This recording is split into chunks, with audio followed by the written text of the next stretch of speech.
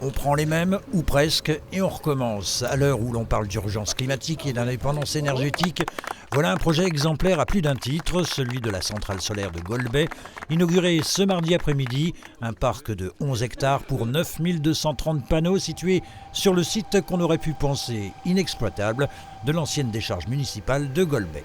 Nous sommes les premiers à avoir cette centrale sur le territoire vosgien, donc nous en sommes fiers.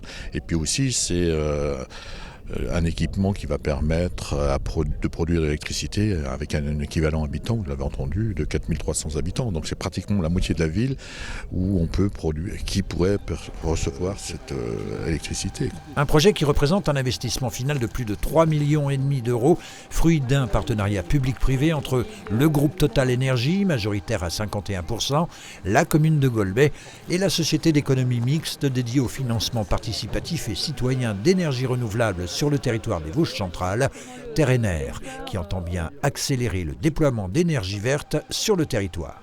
Il faudra multiplier des exemples comme celui-là sur l'ensemble du territoire, avec une préoccupation permanente, que ce soit pour l'éolien, que ce soit pour la méthanisation, que ce soit pour le photovoltaïque, c'est le paysage. C'est pour ça qu'on mène en même temps un plan paysage à l'échelle du SCOT des Vosges centrales. Il faudra qu'on accepte un certain nombre de choses, mais il faut que nous imaginions les paysages de l'après-pétrole. On y croit. Alors si historiquement le photovoltaïque a débuté dans le sud de la France pour des raisons évidentes, on voit effectivement avec les innovations technologiques et des panneaux aussi de plus en plus performants, le photovoltaïque se développer dans les régions plus nordiques de la France.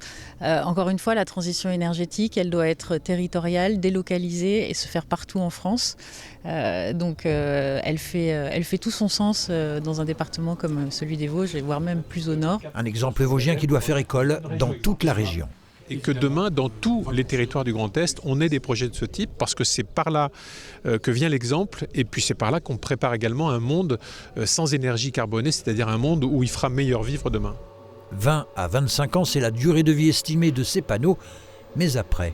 Soit démanteler l'installation, parce qu'il faut bien avoir en tête aussi que les installations d'énergie renouvelable sont complètement réversibles, c'est-à-dire on va enlever les panneaux, enlever les structures et remettre le site en état, ou alors travailler sur un repowering, et là c'est pareil, ce genre de discussions et de suites qui seront données au site dépendront aussi des discussions avec nos partenaires, avec la SEM, avec la commune, voir quel est le meilleur projet pour la fin de vie de l'exploitation. Un parc sur lequel les moutons d'un éleveur de Dogneuville ont trouvé leur bonheur. On parle également d'y implanter prochainement des ruches.